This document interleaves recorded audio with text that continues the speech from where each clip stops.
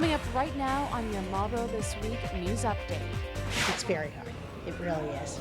Very, very hard. But it's the right decision at this time in my life. An important school official has stepped down. What she has to say about this difficult decision. Mayor Nancy Stevens tells all about Inauguration 2008 and a winter weather plea from your Commissioner of Public Works. It's all straight ahead on this Marlborough This Week News Update.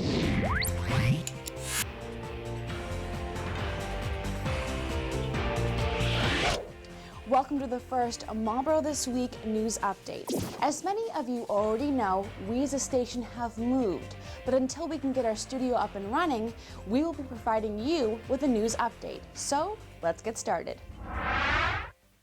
Marlborough School Superintendent Barbara McGann shocked committee members this past Tuesday as she made a bold announcement. Through a communications report, committee member Michelle Bowden-Hedinger restated the letter that each of the members had received shortly before the meeting on Tuesday night. Dear members of the school committee of the City of Marlborough, I respectfully submit my resignation in accordance with paragraph 9 of the employment agreement of August 1st, 2006. I am unable to discuss this matter with you at the present time. On the advice of counsel, sincerely, Barbara E. McGann. McGann took office in fall 2006, making the announcement only a year and a half into her 3-year contract. I simply have had some opportunities presented to me that I have to seriously consider, and in accordance with my contract, I need to submit a minimum of 120 days' notice. McGann would not comment on any specific plans thus far, but she has hired an attorney to handle any contract negotiations with the committee. Since the announcement, school committee members have stayed quiet on the topic, but they are surprised or disappointed. Mayor Nancy Stevens quotes, "Obviously, we're disappointed and we're exploring all of our options."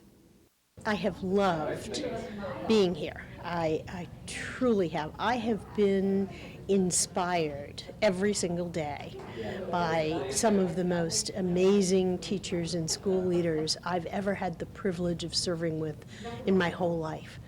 And they've got the future of this city, and this country, and the nation in the palm of their hands. Marlborough's 75th inaugural exercises took place on January 7th, 2008. It went great. I think it was a really wonderful day, a very festive day. I think having the kids from the Kane School come and sing for the inauguration was wonderful. This speech was looking back over what we've accomplished, and it was an opportunity to thank the City Council and the department heads for their cooperation over the last 2 years. Mayor Nancy Stevens concluded her speech by asking each and every resident to get involved in their community. It's being a good neighbor, it's being part of the community, and it's embracing the community. I've always felt that this city, that was one of the to me, the shining stars of the community, was the fact that everybody gets involved. And she had this to say about how 2008 is going so far. You know, obviously this is a lot easier. We came back the day after inauguration, and you know, we're just continuing. Nothing stopped. You know, we didn't have to slow down in December. We just back on track. We're getting ready to do the budget. We're working on the capital request, and just everyday running of the city.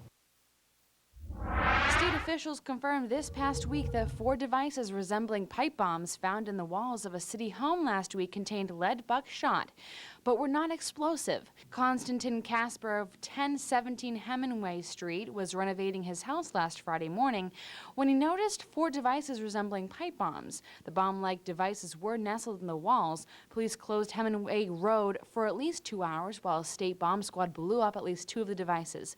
According to the Metro West Daily News, the devices did not violate any law and the investigation is closed. Commissioner of Public Works Ron Lafreniere is requesting the assistance of Marlborough residents this winter. The Department of Operations do not include snow removal at the city school bus stops where thousands of children gather. With snow accumulations continuing to rise and no foreseeable end in sight when it comes to the current weather pattern, students are being forced to wait in the road, which is completely unsafe. This danger can be avoided if residents remove snow and provide safe access for students and buses. Public Works Commissioner Ron Lafreniere is asking residents with snow removal equipment to consider clearing public school bus stops in addition to their walkways and driveways. There's a new face at Marlborough Hospital, and she's eager to educate patients on the risks of diabetes. I am Angela Restrepo, and I am an endocrinologist working here at Marlborough Hospital. I am very interested about diabetes and also about thyroid disorders. But in general, I enjoy doing all the endocrinology and all the disorders related to that. She received her medical degree and completed her internship and residency at Caritas Carney Hospital. Dr. Restrepo is an assistant professor of medicine at the University of Massachusetts Medical School. It helps me because I get very nice challenges every day that keep me updated. About 29 million people are affected by diabetes just in the USA. The second most common is obesity. 21% of the population is overweight or obese. Dr. Restrepo is board certified in endocrinology, diabetes, metabolism, and internal medicine. In addition, Dr. Restrepo is fluent in both English and Spanish. Having two languages is very useful because I can get patients who are only Spanish speaking, and obviously English is the most important. She's involved with developing a diabetes outreach program, which supplies patients with valuable information. And also we have other ancillary services, for example, the nutritionist support. We have a very good program with diabetes education that has been working for a very long period of time. When I was looking for a position, when I finished my fellowship, I wanted to work with the UMass Memorial system. So I was hired by them, and part of my function is coming to Marlborough as an outreach program. It's something that I was assigned to do, and I am very happy, very enthusiastic about that fact. Her love for this profession dates back quite some time.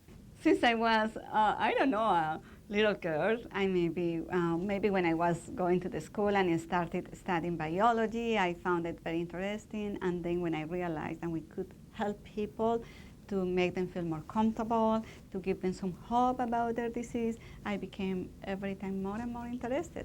During the month of February, two important financial programs are being offered at the Marlborough Public Library.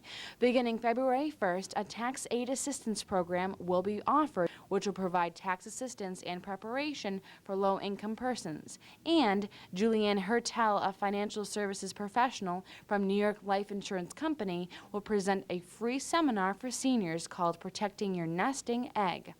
The seminar will address issues such as how to be sure you won't outlive your assets, the best way to pass your assets to your heirs, and financial consequences of long-term care. For more information on either of these programs, please call Sal Genovese at 508-624-6901. And finally, as I mentioned before, we have moved from 255 Main Street to 91 Main Street. We are the first office to officially have moved into what is commonly known as the old fire station. It has been completely renovated to accommodate new business offices for the city. Our studio is currently under construction, and we are very excited to open our doors to the public. Well, that's going to do it for this Marlborough This Week news update. Thank you for watching us. We'll see you again next week. Take care.